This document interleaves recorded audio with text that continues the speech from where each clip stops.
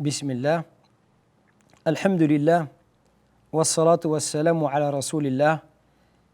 C'est un grand plaisir pour moi de pouvoir vous accueillir à nouveau pour parler de notre prophète bien-aimé, le prophète Mohammed sallallahu alayhi wa sallam, que la paix et la bénédiction d'Allah soient sur lui. Et aujourd'hui, j'aimerais parler de son attitude avec les parents, c'est-à-dire que disait le prophète sallallahu alayhi wa sallam au sujet des parents et comment se comportait-il, quel était son enseignement, sa tradition, sa guidée avec les pères et mères. Un homme est venu trouver le prophète sallallahu alayhi wa sallam pour lui dire: ô messager d'Allah, qui mérite le plus mon amour, mon amitié, ma bienfaisance, qui mérite le plus que je me comporte de la meilleure des manières envers lui. Et le prophète lui dit: ta mère. Et l'homme lui pose une seconde question. Ensuite, qui? Après la mère, qui? Le prophète lui dit: ta mère, la mère à nouveau. Puis lui demande une troisième fois. Ensuite, qui? Lui dit: ta mère. Et à la quatrième fois, le prophète lui dit: ton père. De là, on déduit les savants la valeur et la place des parents en islam, et en particulier le rôle et la place de la maman chez le musulman. La bienfaisance à l'égard de la maman et du papa également. Ils ont une telle valeur et une telle place qu'Allah subhanahu wa ta'ala dans le Coran, quand il parle du fait de lui vouer un culte exclusif, qui est le droit d'Allah sur ses serviteurs, qui est la raison pour laquelle Allah nous a créés, Allah il nous dit: wa qada rabbuka, et Allah, ton Seigneur, a décrété, c'est-à-dire c'est un ordre, une obligation, wa qada rabbuka alla ta'budu illa iyyah, et ton Seigneur a décrété: n'adorez point de divinité en dehors de lui, wa bil walidayni ihsana, et marquez de la bonté envers les pères et mères. Le père et la mère, ils ont tellement de valeur en islam qu'Allah Azza wa Jalla nous a enseigné une invocation spécifique, spécialement pour nos papas et nos mamans. Rabbirhamhuma kama rabbayani saghira. Oh Allah, fais-leur à tous de miséricorde comme ils m'ont élevé tout petit. Là, voilà la raison. La raison de leur place et de leur valeur, c'est que ta mère, elle t'a porté pendant 9 mois dans son ventre. Tu l'as empêché de dormir, tu l'as empêché de se nourrir, tu as perturbé son sommeil. Et lorsque tu es né, c'était le plus beau jour de sa vie. Pourtant, elle était extrêmement fatiguée, la fatigue ne s'est pas arrêtée puisqu'il a fallu t'éduquer. Et les premiers mois, les premières années sont particulièrement difficiles. La mère, son sommeil, il est perturbé pendant plusieurs mois, plusieurs années. Et ton père également. Et ils ont participé à ton éducation, ils étaient aux côtés de toi quand tu étais vulnérable, incapable de te débrouiller seul. Ils t'ont vêti, ils t'ont nourri, et plus que tout, ils t'ont donné beaucoup d'amour, beaucoup d'affection. Ils se sont occupés de toi, ils t'ont poussé à faire des études, parfois même à faire davantage d'études que eux ont pu faire dans leur vie. Ils t'ont privilégié. Ce sont les seuls qui souhaitent que tu réussisses plus qu'eux. Tu ne trouveras pas quelqu'un qui souhaite que tu réussisses plus que lui, mais tes parents, eux, souhaitent que tu réussisses plus que lui. Et donc le prophète, il nous montre ce respect que l'on doit avoir vis-à-vis des parents. D'après Asma bint Abi Bakr, qui est la fille d'Abu Bakr as-Siddiq radiyallahu anhu, elle dit: ma mère était encore polythéiste et elle est venue me rendre visite du temps du prophète sallallahu alayhi wa sallam. Et donc elle ne savait pas, étant donné que sa mère est polythéiste, doit-elle la recevoir? Est-ce qu'elle a le droit de l'accueillir chez elle, de la recevoir? Et elle demande au prophète, elle lui dit: ma mère est venue me rendre visite avec le désir, son intention elle est louable, de renouer les liens brisés. Étant donné que vous savez qu'au début de l'islam, quand certains se convertissaient à l'islam, leur famille les rejetait, donc il y avait parfois des liens qui étaient distendus entre deux membres de la même famille, et là entre une maman et sa fille. Et la mère, bien évidemment, pleine d'affection envers sa fille, cela lui a pesé, elle est venue rendre visite à sa fille. Et donc elle demande le prophète: dois-je la recevoir? Dois-je me plier à son désir?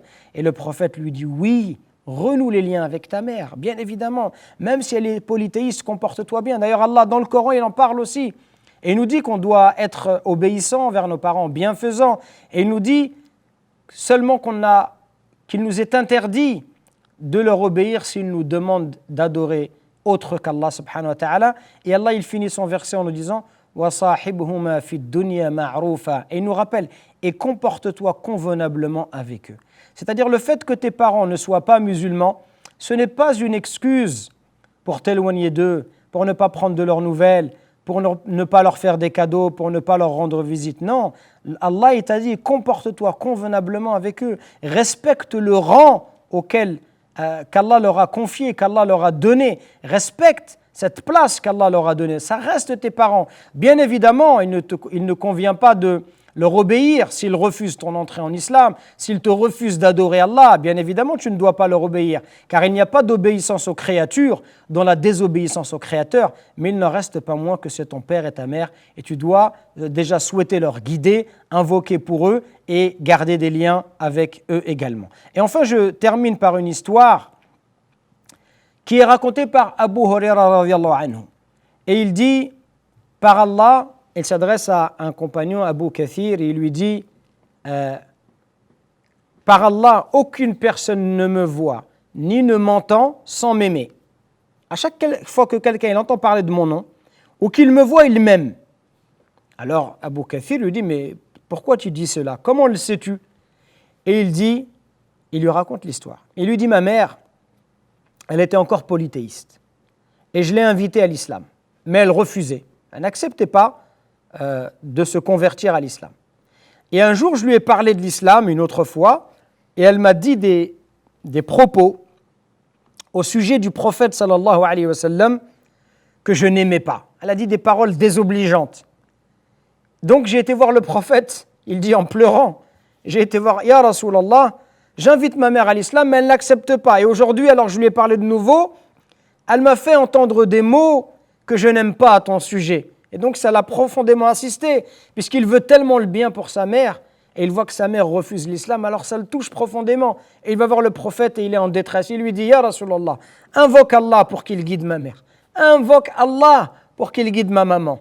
Alors le prophète dit, oh Allah, guide la mère d'Abu Huraira, radiyallahu anhu, qu'Allah lui l'agrée.